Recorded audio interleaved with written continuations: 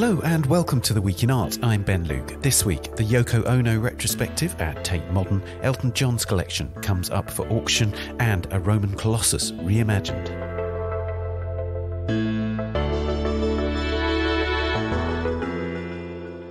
A vast survey covering 7 decades of art by Yoko Ono has just opened at Tate Modern, and I take a tour of the show with Juliet Bingham, its curator.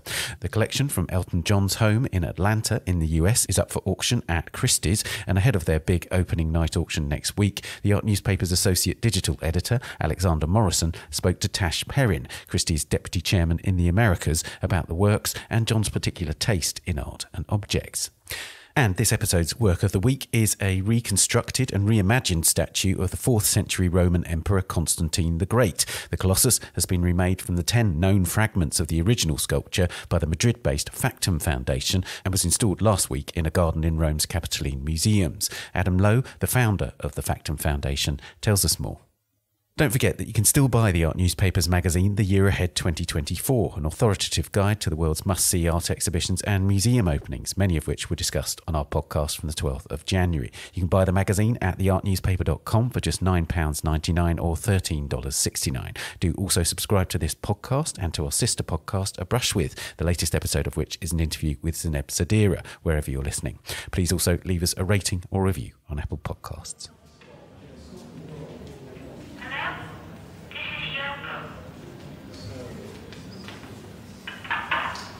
That's how Yoko Ono greets you as you enter Music of the Mind, a retrospective of her work that opened this week at Tate Modern in London. It features 200 works made between the 1950s and the past decade, including her pioneering contributions to conceptual art and performance in New York and Tokyo in the 1960s, as well as her collaborative work with her husband John Lennon and her later large-scale participative installations. The curator of the show is Juliet Bingham, and I joined her at Tate Modern to walk around the exhibition. Juliet, can we set a bit of scene here? One thing about Yoko that you're keen to point out is that very early in her life, while World War II is raging in Japan, she finds escape in the sky and the imagination, and that is a sort of theme and a thread that runs right the way through the show, isn't it?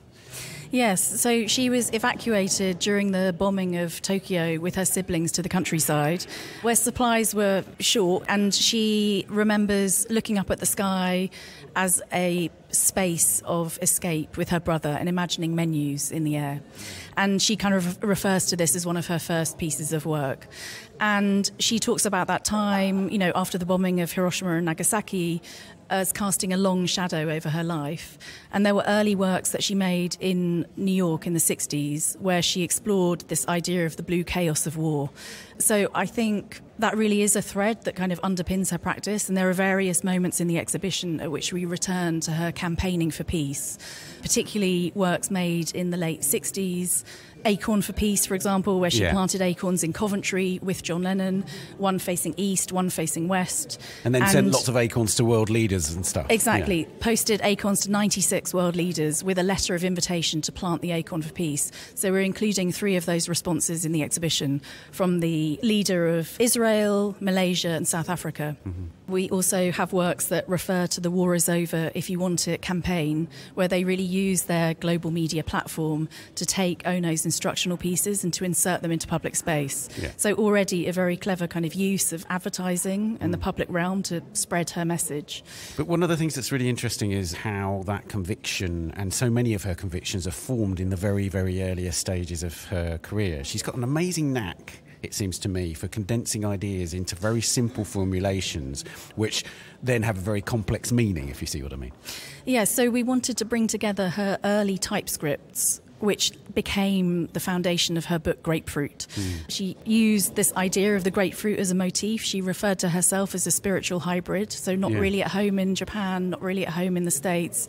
And the grapefruit kind of appears as a motif throughout her works.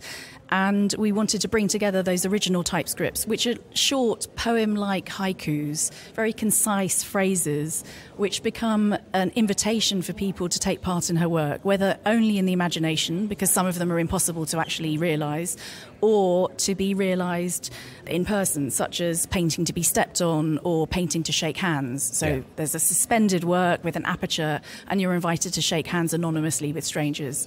Or later her chess piece, which is all white chess pieces on a white chess table. And the invitation is to play for as long as you remember where your pieces are. Yeah. So again, feeding into her campaigning for peace, because ultimately it's not about the oppositional dialogue. It's about coming to some kind of collaborative understanding. And in fact, you and I played the chess piece for about a minute yesterday before I forgot which pieces were mine, so which proves the point. Exactly. So I think we want to highlight that there's a humorous way into her work. There are also very short, concise instructions that she provides.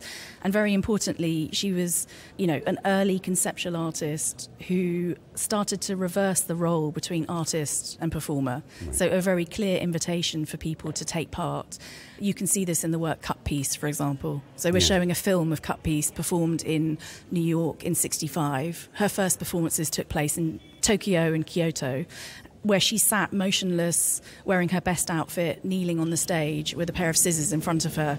And the invitation was for the audience to come up and cut a piece of her garment and take it as a keepsake.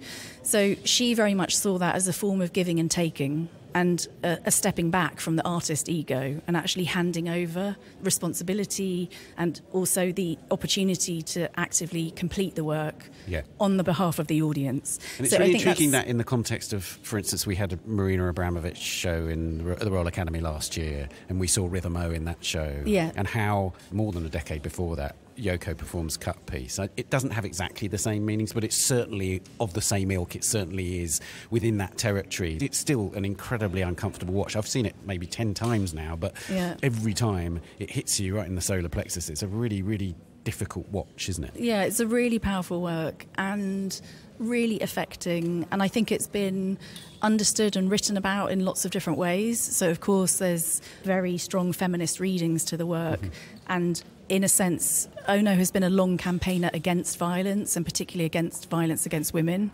And so I think you can read this work in a way that opens up some of those interpretations to it. Is she a bit resistant to feminist readings of the work? She seems to go for more universalist readings, if that's...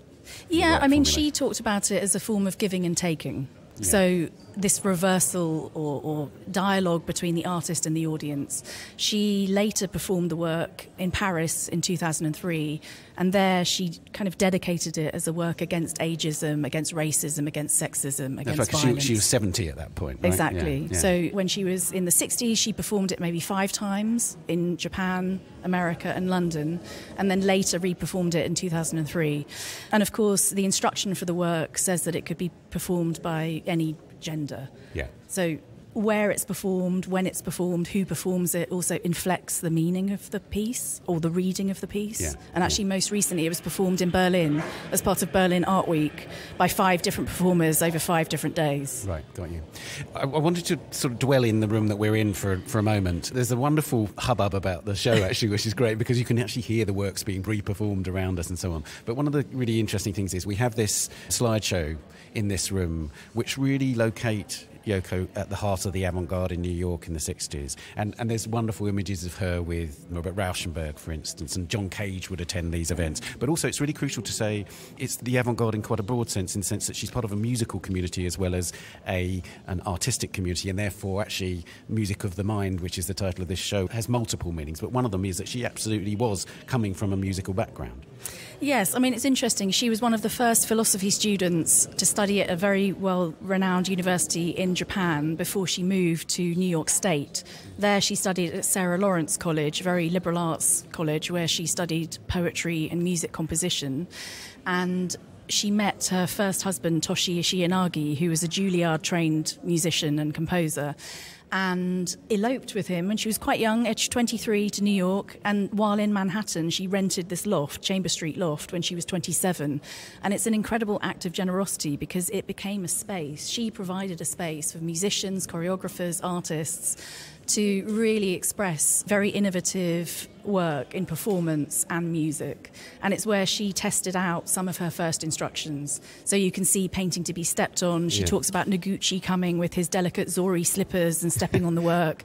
She also had one of her ad colour paintings there, so a huge stretch of canvas that she threw splattered sumi ink onto, and also enacted her work Kitchen Piece, which was an instruction that involved taking, old items of food and throwing them onto the surface of the work. work. So she programmed it with composer Lamonte Young, and it really reads like a who's who of downtown avant-garde artists. And she was also a bridge between artists coming back and forth from New York and Japan. So during these Chamber Street Loft series of events, she met George Matunius, who later founded Fluxus, and he offered her the first solo exhibition at his AG gallery that he co-founded in Manhattan. And you get the sense that she's a real focus of attention for that community at this time. She's almost like a superstar of that community in a way. You know, there's this wonderful poster that we have hanging in this room here where there's a sort of an aura about her, even at this early stage. Yes, I think so. And she was working with composers like Richard Maxfield. She was one of the first people to use contact microphones. So she plugged up the dancers and performers in her Carnegie Recital Hall events, including, Yvonne Rainer and various other artists of the scene.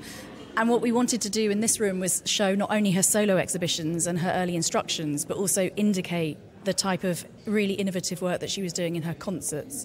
So the sound that you're intermittently hearing of a toilet flushing was an intervention that she asked one of her colleagues to make during one of her Carnegie Recital Hall performances. So this sort of irreverent flushing sound, which was amplified. I mean, she's involved with John Cage at this stage in the sense that, there's literally a recording of her performing with him. There are photographs of the two of them and so on. One thing I wanted to establish is, were they kindred spirits rather than her being in Cage's wake, if you know what I mean? It seems to me that she has a natural kind of means of getting to this incredibly spare but sort of environmentally conscious way of thinking around the work of art. But how much is that influenced by Cage, and how much are they sort of two people pursuing a similar line, if you know what I mean? Well, I think she met Cage while she was in New York and was very much associated with that group of avant-garde artists. And I think she found, there was a kind of kindred way in which they were both working. And her use of these very pared down, simplified scores in a way, like art scores or compositions that anybody can create in their mind, certainly shares an affinity with the ways in which he was working. And Ono and Ishiinagi were part of the organising group inviting David Tudor and John Cage to take part in a series of performances in Japan in 1962.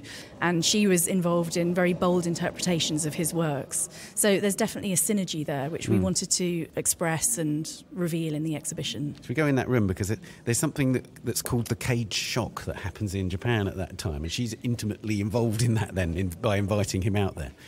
Yes, and both Ishiinagi and Ono take part in the series of events that were held in Tokyo and Kyoto.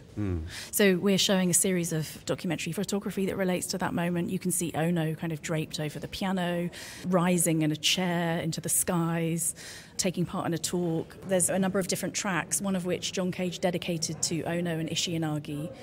And then a combination of pieces which involve Ono taking part, so her incredible kind of abstract vocalizations. And one thing that we really wanted to reveal in the exhibition is the use of audio throughout her practice. So whether it's the Yoko Ono greeting visitors in the first entranceway with a telephone sound from Britain, America, Japan, through to the very last room where there's a performance called Whisper, which Ono gave in her 80th year at the Sydney Opera House.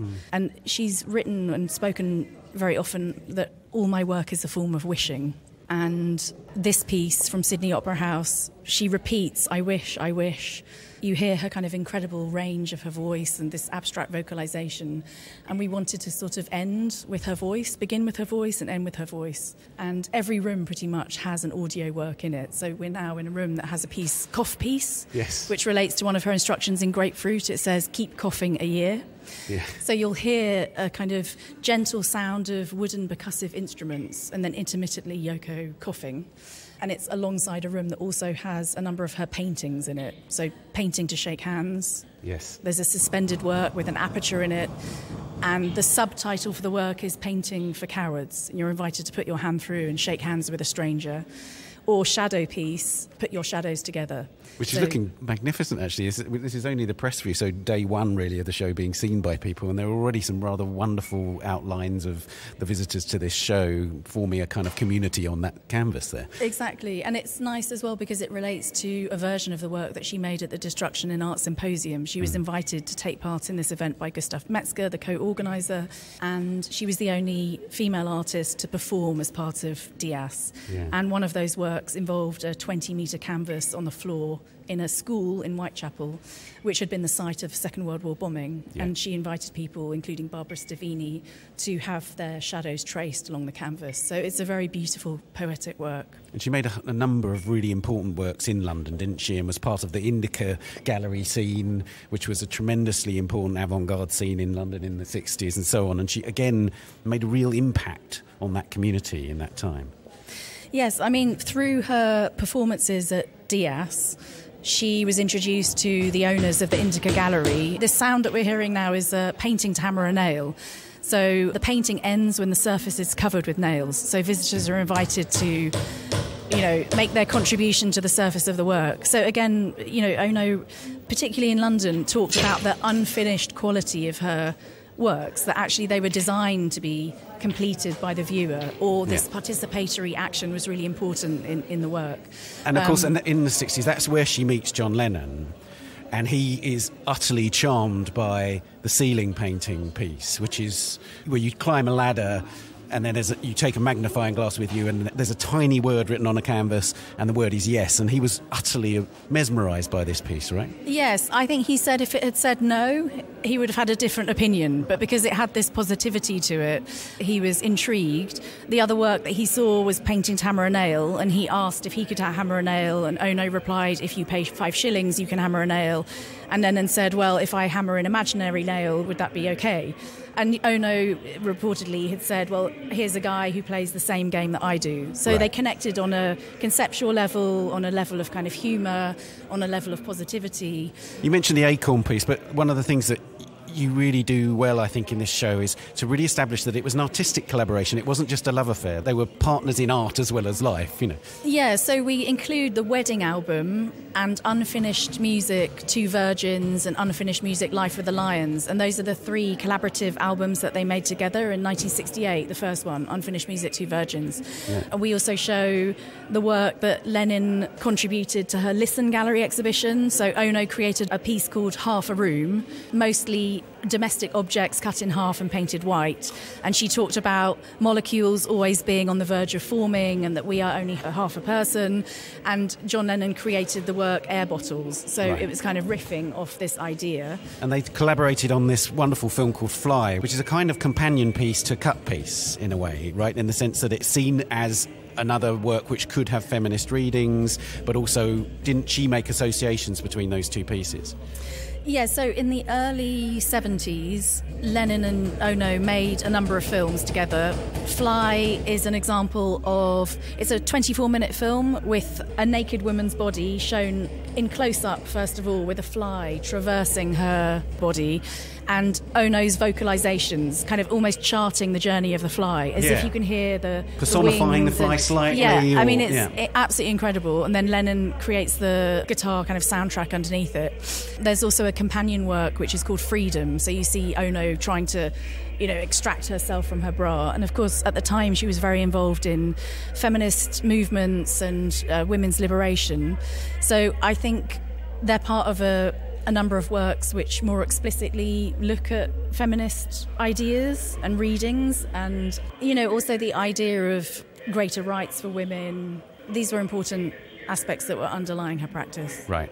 Towards the end of the show, you have big installations which, on the one hand, are examples of her later work, but I think what you do very neatly here is extend them back to earlier works. And so you have this boat which evokes a migrant boat, but it relates to those ad colour paintings that you were referring to that were actually going right back to her earliest practice. Yeah, exactly. So this room, for example, looks at the motif of the sky. Yeah. So it has a work from 66, which is a really innovative piece, Sky TV, which used real-time technology to bring the sky inside.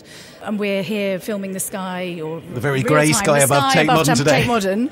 But that refers back to her very early memories of, being evacuated to the countryside during the Second World War and looking at the sky as a space of limitless freedom. Yeah. And then the work Helmets, Pieces of Sky, are Second World War helmets which contain inside puzzle pieces. So visitors are invited to take a piece as a keepsake, and that relates back to her work Promise Piece that she created in London, where she broke a vase and invited the audience to come up on stage and take a piece with the promise that they would reunite in 10 years' time. Yeah. So in a similar way, a puzzle is designed to be put together again. So I think there's an implicit and explicit idea in her work about healing and coming together in order to facilitate that. Yeah. So this work, it's a work called Surrender to Peace, which she placed as an advert into the New York Times in the mid-'80s. And it's a text-based piece where she kind of unpacks some of her ideas about freedom and about coming together. That we're different, but we all share the same heartbeat. So she very much continued in the 80s, having suffered very personal tragedy after the assassination of Lenin, to continue her campaigning against violence and for peace. And we wanted to kind of exemplify that in some of her later works. One of the things I'm really conscious at as we come to the end here is that you and I are immersed in the art world, and so for us Yoko Ono is a really important figure and has been for some time. But still there is a massive community out there of people who maybe are interested, but still probably for them, she is, to use Lennon's term, the most famous unknown artist. There are still people out there who do not know that Yoko Ono is a major artist. And do you hope that this show ultimately will be the nail in the coffin for that interpretation of Yoko Ono? Well, I think how wonderful that people can discover such a range of work. And if that's all that they know, then we really hope that this exhibition will be enjoyable, will engage them, will be a way into her work. And I think there'll definitely be a younger generation who weren't tainted by the negative press that she suffered in her lifetime, the misogyny, sexism, racism. And actually, I think they'll come with fresh eyes. And I think it will be a revelation for many people. Juliet, thank you so much. Thank you, Ben.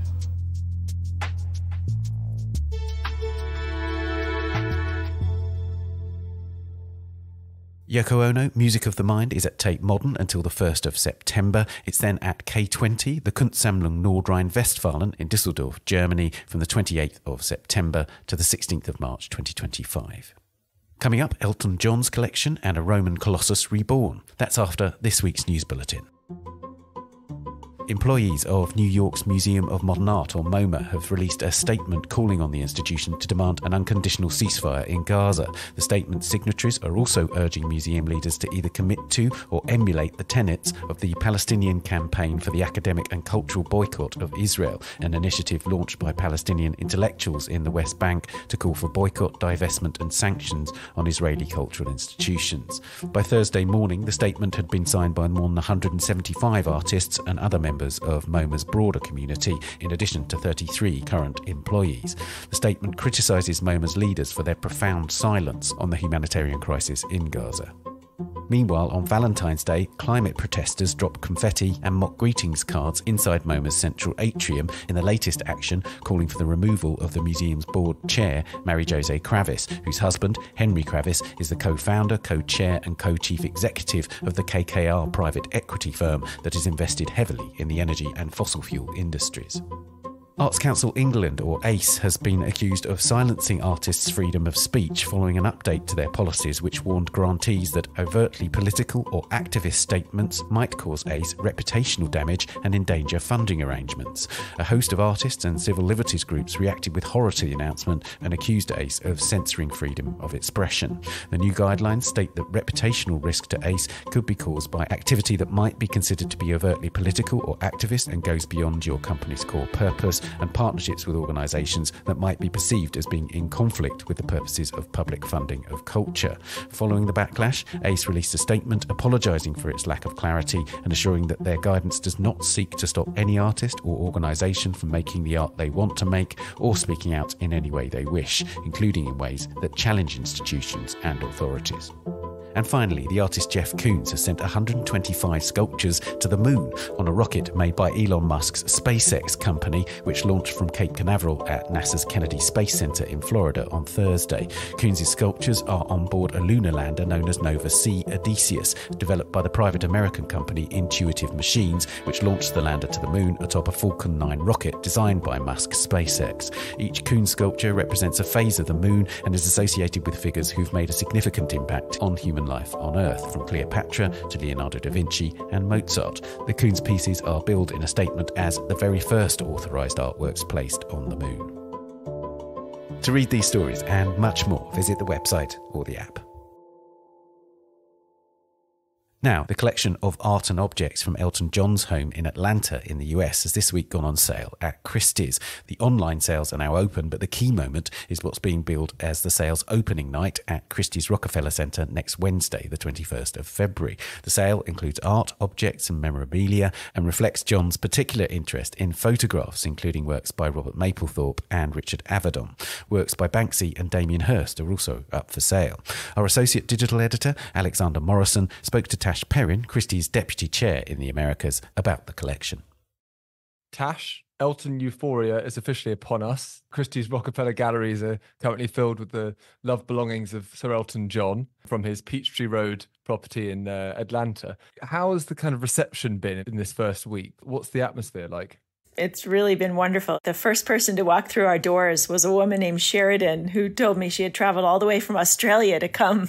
Wow. No, it's been a really nice, steady flow of people that have come, both art lovers and also Elton fans. It's really been fantastic. And I mean, one of the most immediately remarkable things about this sale is that a lot of the lots, and this is mainly referring to the opening night next Wednesday, the 21st, there are a lot of objects that Elton has worn, that he's touched, that he's danced around in. I mean, I'm looking at the list of lots here. You've got platform boots, you've got prescription sunglasses, you've got kind of rocket-shaped cocktail shakers. How unusual is this for Christie's? And also, I suppose in a more specific sense, how do you put a price on objects like that? Well, I mean, I think, our galleries, as you said, have been transformed to Elton's home in Atlanta. And this is really a wonderful time for us to be able to have this sale. Christie's Classic Week is just concluded at the end of January. And there's this nice window of opportunity for us to be able to present this collection just before our contemporary colleagues bring in their post-war to present sale in the beginning of March. And it's a nice way for us to be able to bring a completely different type of collection sale to market.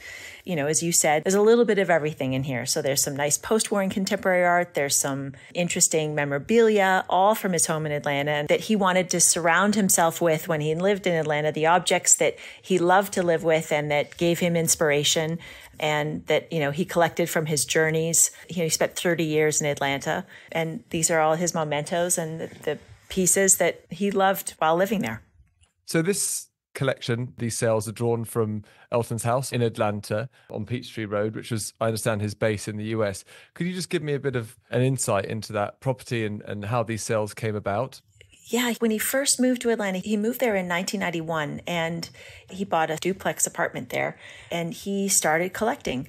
And once he started collecting, he ran out of wall space and he bought the apartment next door and then the apartment next door and the apartment next door until he finally, I think there were 5 apartments altogether, over 15,000 square feet, and really became, as he refers to it, as his man cave. When you're putting a value on something like this, the specialists look at it, this one will put a fair market value on it and then put an auction estimate from that number. You don't take into consideration the provenance factor. That's definitely the fairy dust that will let the market dictate what that is. But you're putting an estimate and a value on what the intrinsic value of the object is. So the fact that it came from Elton's collection or that it was worn by Sir Elton John in the 1970s, that's the fairy dust that we hope we'll see what happens in the sale. In a more kind of traditional vein, Elton and his husband, David Furnish, are known for having one of the most comprehensive and remarkable photography collections in private hands. I think it's something Yes. like 7,000 photographs. They do, yes. And I believe it's a few hundred that are appearing across these sales. But what's amazing about the photography collection from where I'm standing is that you have some of the greatest names in photography, Irving Penn, Richard Avedon, but also you have these kind of avant-garde pioneers like Man Ray, contemporary photographers like Hiroshi Sugimoto, and then some of the great documentarians of the 20th century, Diane Arbus and Dorothea Lange. Is there something that kind of brings all of these things together? Or is there a theme or a thread running through that photography collection? You know, as you said, they've got such an extensive collection. And I think that the collection really speaks to the universal humanity that he expresses so well in his music, and is definitely the common thread that you see throughout the collection. You know, it's very emotive, whether or not it's the fashion photography, whether or not it's the very personal and touching photographs, you know, really throughout the entire collection, from the earlier pictures all the way through to some of the contemporary works. And do you know how he lived with his photographs? Were all of them on display in Peachtree, or were they archived? No, they were. I mean, there are 350 of the photographs that we're selling, most of which were hung in his home. And they were hung gallery style down hallways and in his living room and throughout his home. They were hung with care and in themed, and very much you could tell that it was very thoughtfully and very carefully curated throughout his home, and very much part of his aesthetic. And of course, that photography collection has been on display. It's been at Tate Modern. It's coming to the V&A in May. Is exhibiting these holdings in photography something that you've gathered is very important to Elton and to David? Yeah, they love that. I know that, you know, it's very important for them to be able to share this. They've had an exhibition at the High Museum in Atlanta. And as you said, they've got this wonderful exhibition coming up at the V&A in the spring. They like to live with the art, and they really like to share the collection. And they don't like it sitting in drawers or don't like it sitting in storage, and very much want to be able to share it and live with it. There are fewer, but a notable selection of post-war and contemporary artworks in the sale as well. Mm-hmm. And they seem quite different in nature, I suppose. There's a bespoke Damien Hirst that was made for Elton and David in a kind of heart shape, and it's got an inscription from Damien within it. There's also a Julian Schnabel, a couple of Schnabel works, including a portrait of Elton, a quite somber, stately picture. You also have, you know, a couple of Keith Haring's, whose work appeared on the cover of Are You Ready for Love? You know, so is collecting art something that's quite different for him than photography, or could you tell me a bit about that? I think that, as with their photography, you know, it is a very personal relationship they have with their collection, and they have many of the works that they collect are because of relationships they have with the artists. You know, as you've mentioned, you know, the Damien Hirst, that's a very strong friendship, and that was a gift from the artist. They commissioned, you know, the Schnabel. They purchased the Banksy directly from the artist. The community that they live in and the inspiration that they give each other, whether or not it be from an artistic one through those types of artists, or also through Gianni Versace, or through any of their musical relationships they have as well. Elton speaks very, very much about the inspiration that he receives and that he loves to have in those kinds of relationships. So it's no wonder that he likes to surround himself from the art and the creative process that he seeks inspiration from, you know, from his friends. And could you tell me a bit about some of those relationships? Because I'm aware that from an art perspective, Elton would have rubbed shoulders with some of the biggest artists of the 20th century. I mean, he was at Studio 54 around the same time as Andy Warhol, perhaps even Keith Haring. I mean, could you give me some insight into some of the relationships? You mentioned Versace as well. Elton does speak very passionately and personally about his relationship with Gianni Versace. They were very close friends. They definitely inspired each other. You can see from his home in Atlanta, he's surrounded by pieces that he adored, whether or not they were silk coverings that he had put on his furniture in his apartment, or whether it was, you know, over 100 of these beautiful silk shirts that he had purchased from Gianni's collection. You know, there's a dinner service. There's lots of colorful wares and glasses. And, you know, he surrounded himself with lots of objects from Gianni Versace. And I think that was also at a time in their lives in the 90s that they were spending a lot of time with each other. And, you know, David Furnish, I know, will tell a wonderful story of their friendship and of, you know, the cultural process where they would speak back and forth about ideas and, you know, come downstairs in the morning and Gianni would be creating different lines or different ideas because of conversations that they had had the night before. They inspired each other. And I think it was important for both of them. I mean, in terms of Elton himself, he's had a lot of attention on various formats. There's been the Rocket Man film not too long ago, and now there's, this giant collection bringing his life to the public in a different way. How involved has Elton himself been in putting this all together? Has it been more David Furnish, or have you been in touch with Elton directly? Yeah, I think this is a very personal process. Anytime that you're closing a certain chapter in your life, it's an emotional process. And I think that the end of his concert tour and the end of his touring life meant that he probably didn't need his home in Atlanta any longer. But Elton and David both live with their collection. They love what they live with, and they didn't want any of this to be sitting in storage. And so it had been a long conversation with us to decide what it was that they were going to sell and how they were going to go about doing it. And they were both very much involved and, determining what this sale was going to look like and how this was going to come about. On the one hand, it's a sad closure of one element, but also a happy beginning, because it means that Elton is now starting a new chapter and being able to focus on his life with David and the boys back at home in the UK. Completely. And has he been to the Christie's galleries? Has he had a look around the show?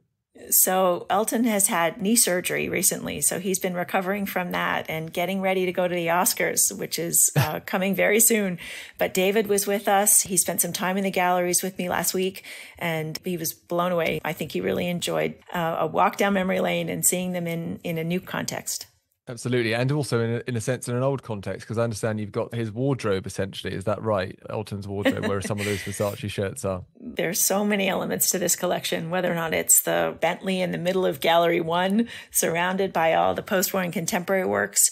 And there's the kitchen table at which Elton founded and came up with the idea of the Elton John AIDS Foundation. And yes, we do have an area that is Elton's closet. And there are over 100 items from his closet and an additional 100 of Elton's Versace shirts and lots of other accessories there. There's some sunglasses and some other accessories there. So yes, there's lots on display, lots to see. This comes under what I believe Christie's labels the kind of private uniconic category or department. And, in the past, that's included the auction of the collections of celebrities such as Marilyn Monroe, Audrey Hepburn, Margaret Thatcher, I believe. Sure. How did these sales fit into Christie's as a broader organisation operation? Do you think these sales are kind of transforming the auction business in one way or another? Well, I think Christie's is trusted with these kinds of collections because, we really like to listen very carefully to what our clients want. We think about what their brand is. We think about their image. We think about, the person's fame. And we really will then create a campaign that is expressly designed to reflect both that and the needs of the market. And when we have these types of collections, they really give you a good glimpse into the person's life, into a different element of a person's aesthetic. And I think that, speaks very broadly to a whole community of people that might not otherwise come if they are collectors in a particular category that you might otherwise associate with Christie's. And do you have to think slightly differently as a specialist? Because I guess a lot of the allure and the value of the object comes from the person who owned it rather than the object in and of itself in some ways. Do you have to put a slightly different hat on? I think what's important for us to think about is the way that we want to present a particular collection, where we present it, if it's in London or if it's in New York, and how we go about presenting it, in the best possible light. I think when people come to Christie's, they might come because they have a particular affinity to whether it's post-war and contemporary art or whether it's impressionist and modern art. But sometimes in these collections, they might be able to see a cross category and they might see some photographs alongside some post-war and contemporary art. They might see some Lalique glass. They might see something that surprises them. And, we really love to be able to present the way that somebody lives with all of these different categories together. And talking of surprises, looking ahead, I guess, specifically to the opening night next Wednesday, is there a lot that you think might kind of steal the show or exceed expectations? Oh, it's so hard. I mean, I think his sunglasses, lot number 1, I think are quite spectacular. There's prescription sunglasses from the 1970s. They're quite strong, I might add. But did he wear them on stage or just? He did. Yeah, no, he really did. And the Keith Harings are fantastic. I think the Cindy Sherman is great. I wouldn't be surprised if the Bentley did quite well. I think there's so many pieces in that sale that are going to do well. I also love the pinball machine as the last lot. All the proceeds from that are going to the Elton John AIDS Foundation. And the pinball wizard is what's written on that. Is that right? On the pinball machine? Exactly. It says, "To the pinball wizard from the next. Love, Elton John."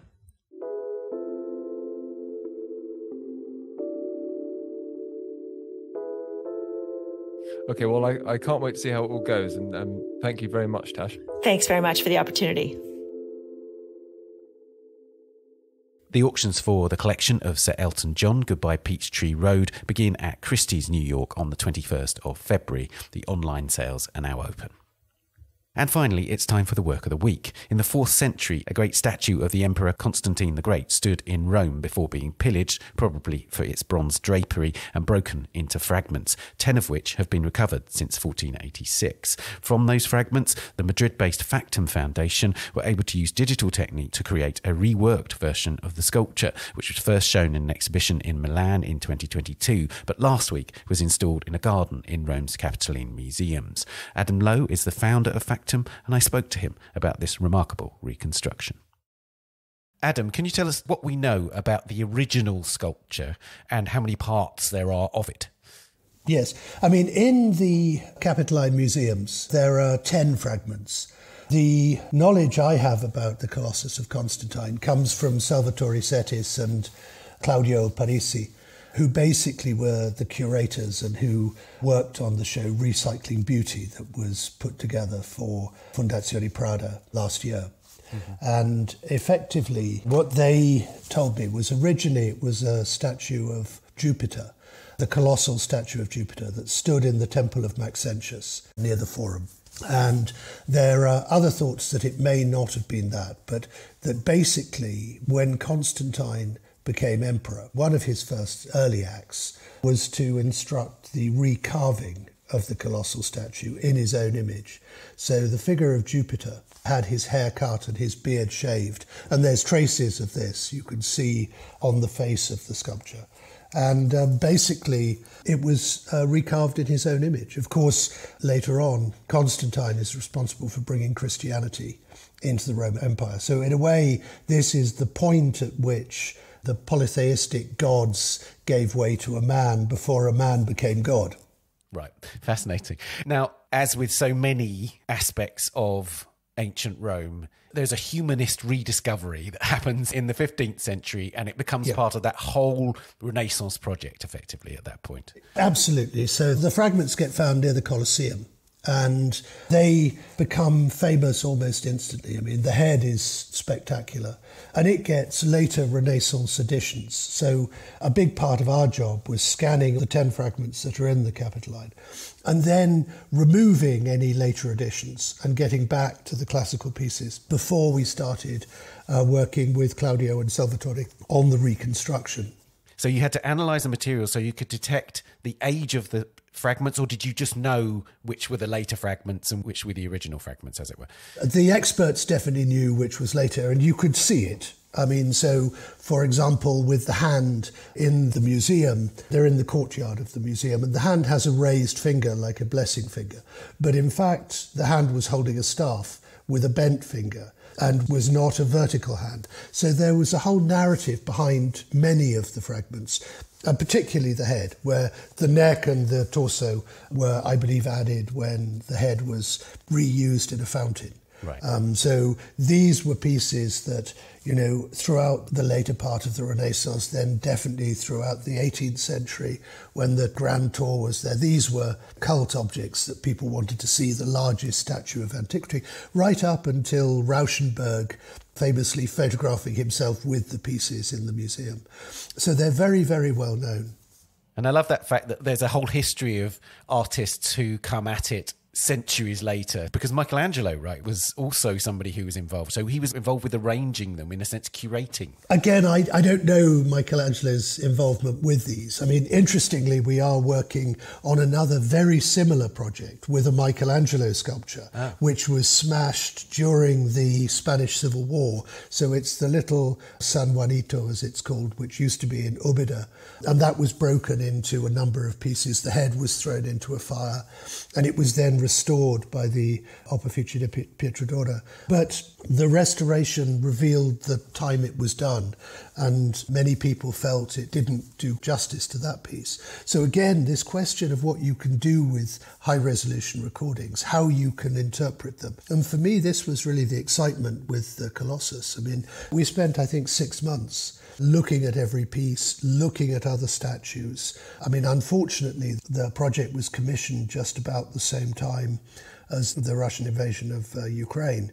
And the statue we most wanted to scan was a statue of Jupiter that's in the Hermitage, that's in what was generally believed to be the same position. So it's the same period, the same type of pose, the same bronze cloak over one arm and the arrangement around the legs. So all of it is a stylized depiction of the god at that time, at the time it was made.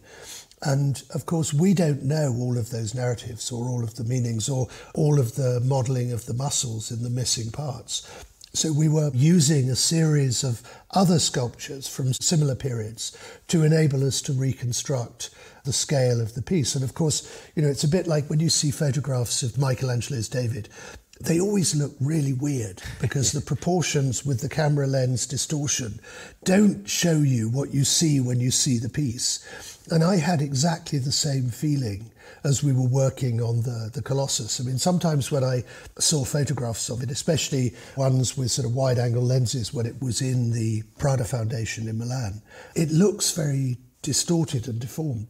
But when you're actually with it, you have the whole sense of this figure as you, at your scale, humanly negotiate this sculpture and move around it and look up at it or look it from a distance. Right. And I think it's this physical experience of looking at something which we've modelled for so long in a computer, and then we 3D printed and made all the fragments and then reconstructed all the missing parts, and then you put it all together. And the impact, I mean, the response in Rome last week was extraordinary because seeing it outside, near its original location, it was profoundly emotional. I'm sure it was. Tell us about that whole process of connecting the parts, because of course you can take very detailed scans as you have of those fragments. And then, as you say, you have to kind of fill in the gaps, and you do that through historical research and more scans and so on.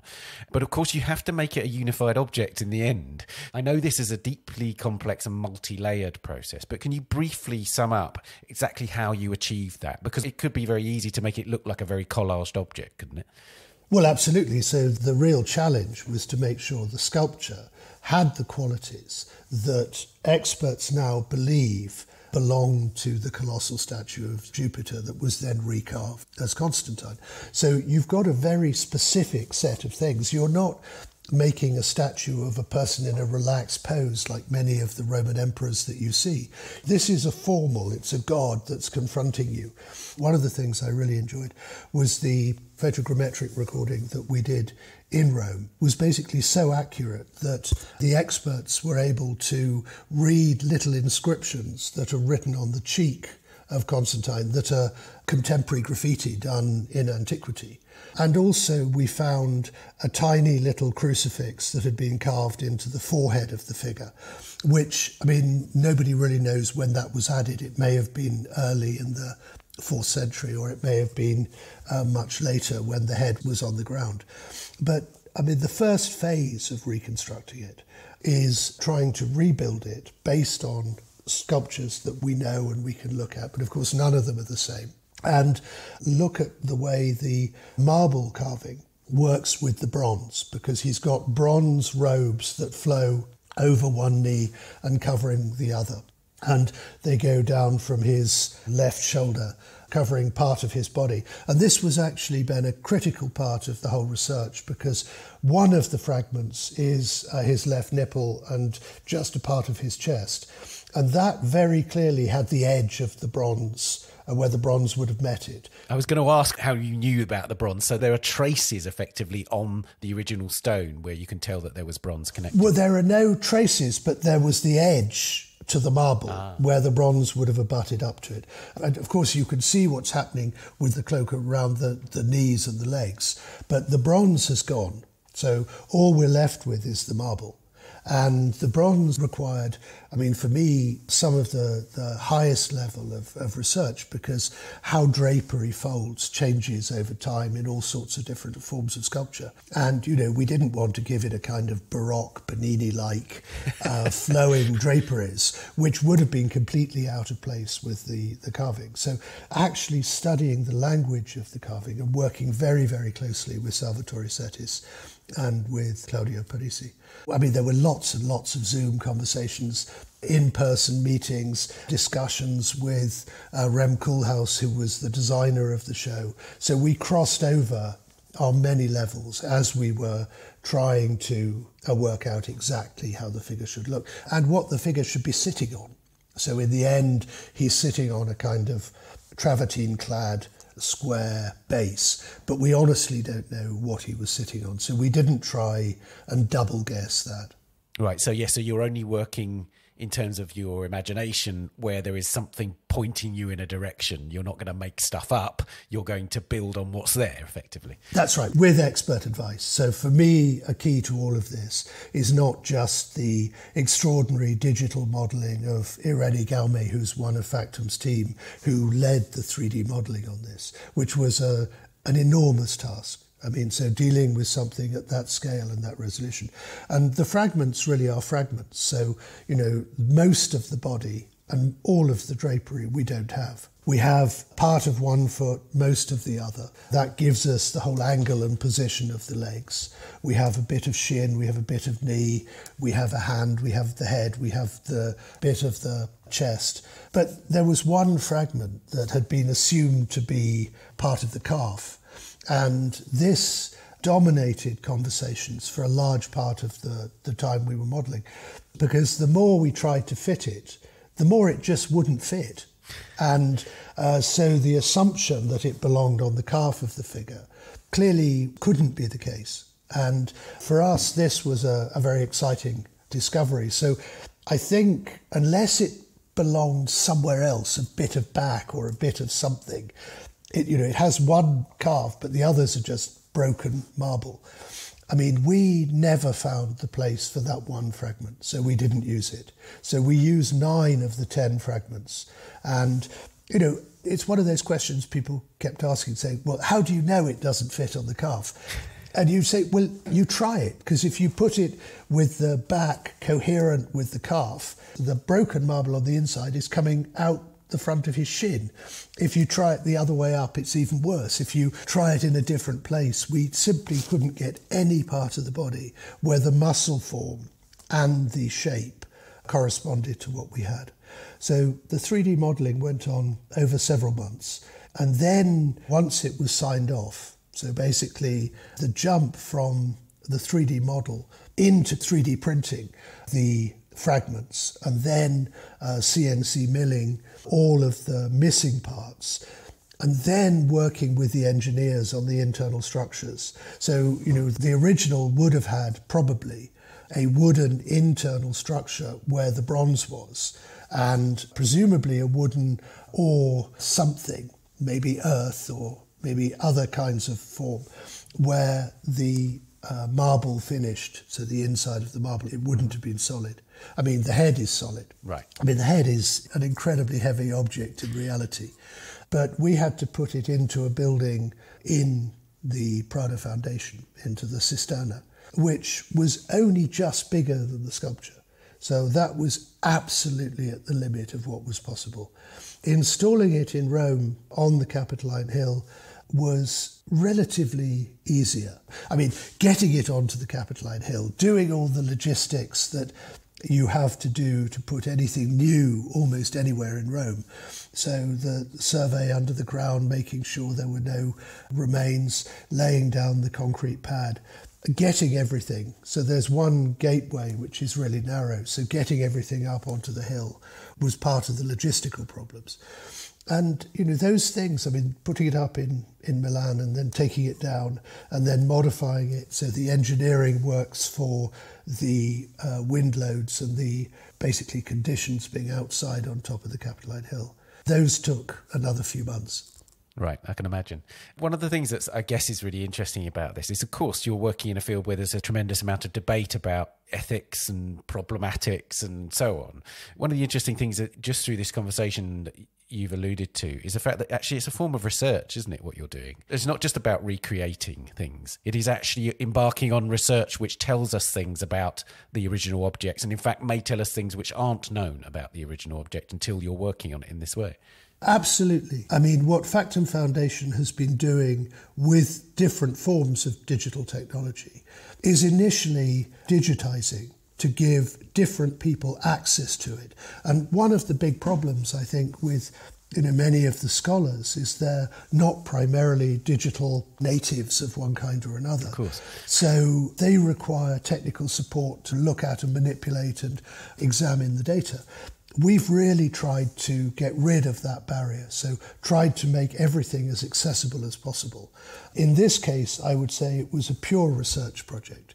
And what you get, especially now it's on the Capitoline Hill, is the opportunity to go and look at the fragments in the museum and then walk round the back of the museum and see those fragments as they would have been, or in an interpretation of the way they would have been. And, this is a conversation we've had many times before. I mean, the biggest role that digital technology can play is in condition monitoring and allowing things to be examined in a way that wasn't possible until recently. So we all know that when photography came in, it changed art history, because suddenly you have different access. Then when X-rays came in, you were able to look under the surface. Then when infrared came in, you were able to look at Pentimentian underdrawing. But no one was recording the surface of these objects. And now, you've got the surface as well, which is dimensionally accurate data. So you can start building archives where you can look in different ways, especially with paintings. And I mean, the work we're doing with Archaeox, with the Bodleian Library in Oxford. Here we've developed a scanner that's recording, a photographic recording system.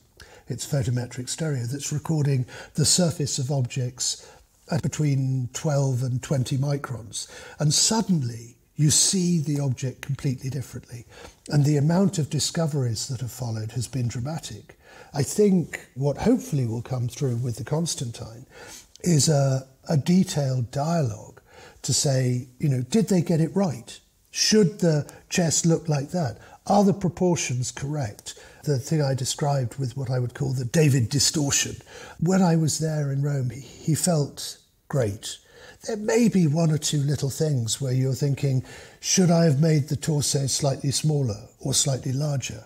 What's the relationship between the knee and the head as you stand and look at it? And these are things you can't do in the digital realm. You can only do as you walk around a physical object that's 12.5 meters high.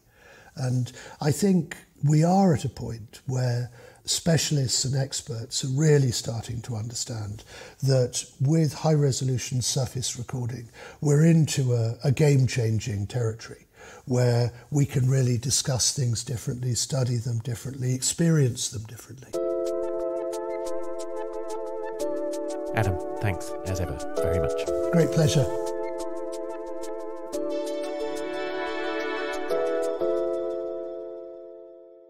The Colossus of Constantine is at the Capitoline Museums in Rome until at least the end of 2025. And that's it for this episode. You can find us on X, formerly known as Twitter, at Tan Audio, and on Facebook, Instagram, and Threads. The Week in Art is produced by Julia Michalska, Alexander Morrison, David Clack. David's also the editor and sound designer. Thanks also to Daniela Hathaway and to our guests, Juliet, Tash, and Adam. Thank you for listening. We'll see you next week. Bye for now.